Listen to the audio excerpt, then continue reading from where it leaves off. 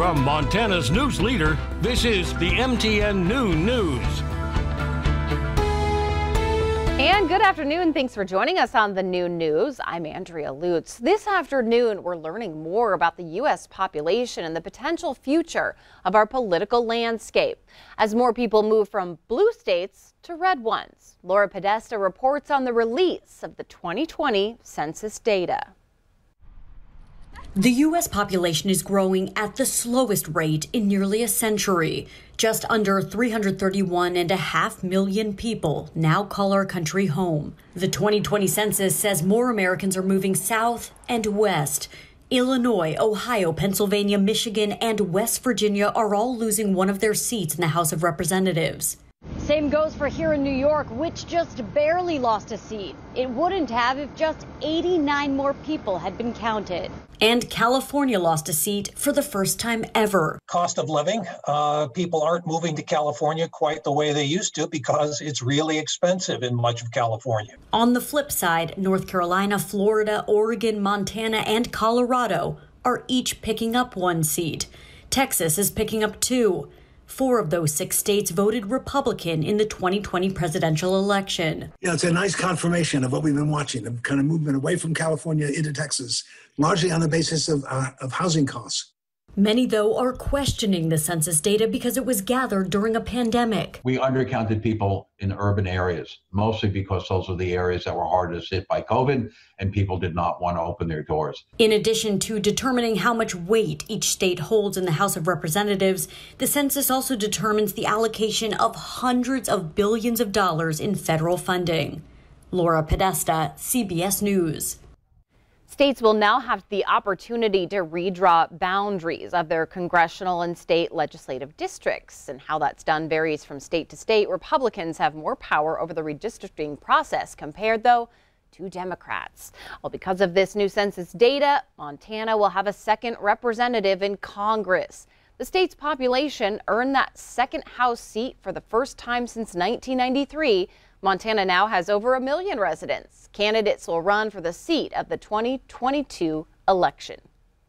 I just couldn't have been happier, and especially for all the people that have worked so long and hard on Montana to make this census work. Lieutenant Governor Mike Cooney and Mary Craigle heading up the complete count committee, which involved thousands of Montanans that really went out under really terrible conditions and to get this account as accurate as we could, and we deserve a thanks to everybody. We've been waiting for this for 30 years. Once the commission receives the official census numbers in late summer, it will have 90 days to draw the boundaries for that new district. Montana's only congressman right now, Republican Matt Rosendale, welcomed the additional seat, saying this: having another member in our delegation makes us that much more powerful, and it means we'll have representation on more committees that are important to our state. President Joe Biden will hit the road after this week's speech in front of a joint session of Congress. The president wants to visit key states as he tries to build support for his infrastructure plan. Biden also will unveil his American Families Plan, which invests in programs like paid parental leave and affordable child care. The president is also expected to address police reform and gun control. All right, so take a look at this. A Billings father and son were thankfully uninjured while a tree came crashing through the roof of their home. Well, this all happened over the weekend in a tree removal gone wrong. That master bedroom took the major hit from that 50-foot tree trunk. Officials say if you do need to hire a tree trimmer, make sure they're licensed and check up on those references. And a lot of people are going to hopefully be doing some stuff outdoors this weekend. The weather will help with that. Sure enough, really looking good out there, Andrea, and good afternoon, everyone. Let's take a look at some temperatures across the state right now. We're in the 50s and 60s. Now, you'll notice there in the bottom right-hand corner of your screen that rain and snow moving out. That's that trough that came out of the Pacific Northwest that made it kind of gloomy yesterday for a good portion of the state. Even dumping some snow this morning, 10 inches at Burgess Junction down in Sheridan County, Wyoming. Red Lodge, Nye, Cook City all getting between 1 to 2 inches of snowfall as of this morning. But that is moving away. High pressure takes over. We're only getting warmer as the days go by. And on Friday, we could see records fall in terms of high temperatures. We'll take a look at that with the main forecast coming up. Andrea. All right, Miller, thanks so much. Well, starting today, the CDC could announce new guidelines for vaccinated Americans.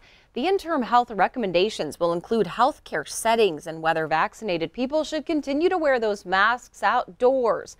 President Biden is expected to comment on the state of the pandemic a little bit later today. The current CDC guidance says they may not be necessary when you are outside by yourself, away from others, or with people that are in your same household. 4 Arley High School students are recovering after being struck while crossing a busy portion of Highway 93. It happened at the intersection of Talman Street. Montana Highway Patrol says a pickup struck the 4 students when they were in a marked crosswalk. The students were taken to the hospital with non-life-threatening injuries, and officials say they're all released from the hospital and are home recovering. MHP says this whole thing is still under investigation. A handful of familiar faces are announcing their run for the Bozeman City Commission seat. Commissioner Iho Pomri announced that she's running for a 4-year term. Commissioner Jennifer Magdid, who was also appointed last fall, filed for that 2nd-year term. Christopher Coburn says he's not filed yet, but he plans to run for a 4-year commission term. And finally, Deputy Mayor Terry Cunningham announced he is running for mayor. Mayor Cindy Andrus is not up for re-election this year after winning back in November of 2019. Millions of people could experience a delay receiving their tax refunds. The IRS has 29 million returns that still need to be processed. And the IRS distributes most refunds within 3 weeks of filing. But this year, there's a backlog of 2019 paper tax returns due to the pandemic. Tax returns are most impacted if they need a correction date or changes need to be made to that recovery rebate credit, earned income, or that child tax credit that's out there. Nearly 20 years after the 9/11 attacks and the creation of TSA, officials say people are still trying to fly with prohibited items.